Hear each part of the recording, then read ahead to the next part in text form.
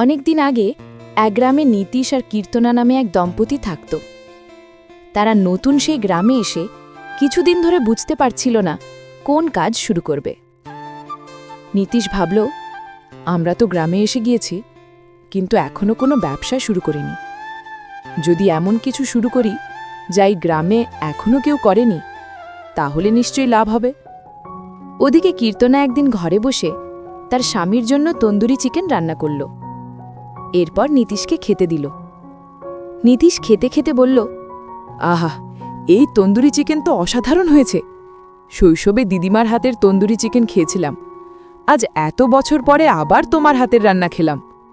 এত মজাদার চিকেন আমি কখনো খাইনি। তুমি এতদিন এটা কেন রান্না করনি? কীর্তনা হেসে বলল, আমি ছোটবেলায় দিদিমাকে বানাতে দেখেছিলাম। আজ অনেক দিন অবসর ছিল, তাই ভেবেছিলাম একবার চেষ্টা করে দেখি। প্রথমবার বানালেও বেশ ভালোই হয়েছে। নীতিশ বলল, এই গ্রামে তো তন্দুরি চিকেনের কোনো দোকান নেই, তাহলে আমরা একটা দোকান খুলে ফেলি না কেন? তুমি রান্না করবে, আমি বিক্রি করব।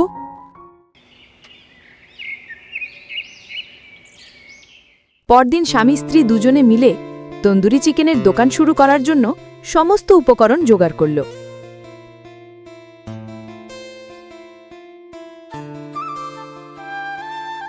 কীর্তনা মাটির চুল্লিতে আগুন জ্বালিয়ে চিকেন বানাতে লাগল। এসো ভাই, এসো, তন্দুরি চিকেন খেয়ে যান, সুস্বাদু তন্দুরি চিকেন।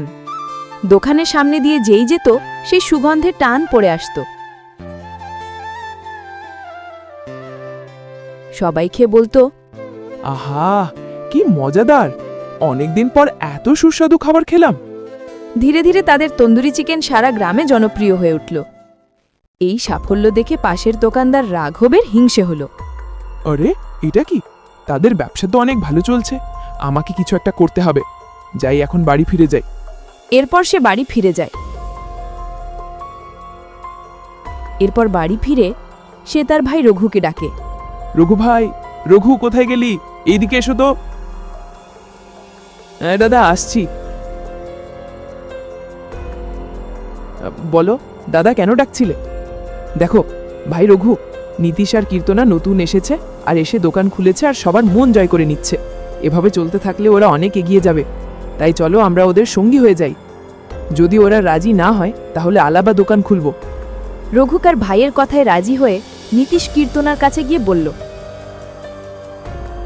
আপনারা তো নতুন গ্রামে এসেছেন। আমার ভাই অনেক দিন ধরে এখানে থাকে। ব্যবসা শুরু করার আগে থেকেই ওর পরিকল্পনা ছিল। তাই আপনারা চাইলে আমরা একসঙ্গে অংশীদার হয়ে কাজ করতে পারি। নীতিশ ভেবে বলল, আমরা যদি ওকে ফিরিয়ে দিই তাহলে সে প্রতিযোগিতায় নতুন দোকান খুলবে। গ্রামে সবাই তো ওদের চেনে, তাই ক্রেতারা ওদের দিকেই চলে যাবে। তাই বরং একসঙ্গে কাজ করাই ভালো।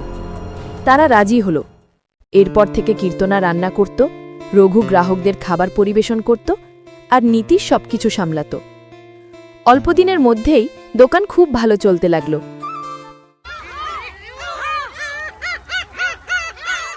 কিন্তু একদিন রঘু মনে মনে ভাবল, যদি আমি একাই দোকান করি তবে পুরো লাভ আমি পাবো।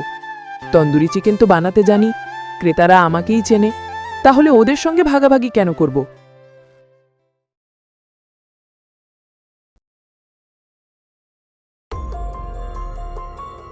পরদিন সে এসে বলল, আমি আর তোমাদের সঙ্গে ব্যবসা করব না, আমি নিজের দোকান খুলব।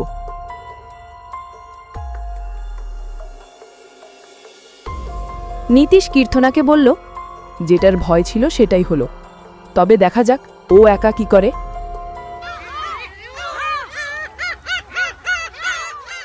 রঘু দোকান খুলল বটে, কিন্তু তন্দুরি চিকেন তেমন সুস্বাদু বানাতে পারল না।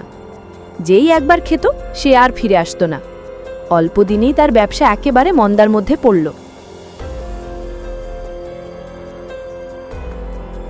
হতাশ হয়ে রঘু তার ভাইকে বলল, ভুল হয়ে গেছে, ভেবেছিলাম একা করলে বেশি লাভ হবে, কিন্তু উল্টে বড় ক্ষতি হলো। সে নীতিশ কীর্তনার কাছে গিয়ে ক্ষমা চাইল। আমি ভুল করেছি, দয়া করে আমাকে আবার আপনাদের অংশীদার করে নিন। নীতিশ এসে বলল, ভালো হয়েছে তুমি নিজের ভুল বুঝতে পেরেছ, আমরা তোমাকে ক্ষমা করলাম। এবার থেকে সবাই মিলে একসঙ্গে কাজ করব। এরপর থেকে কীর্তনা তন্দুরি চিকেন রান্না করত, রঘু মন দিয়ে কাজ করত। আর নীতি সবকিছু সামলাত। নতুন নতুন পদ বানিয়ে তারা ব্যবসাকে আরও বাড়িয়ে তুলল। ধীরে ধীরে তাদের জীবন সুখে শান্তিতে ভরে উঠল।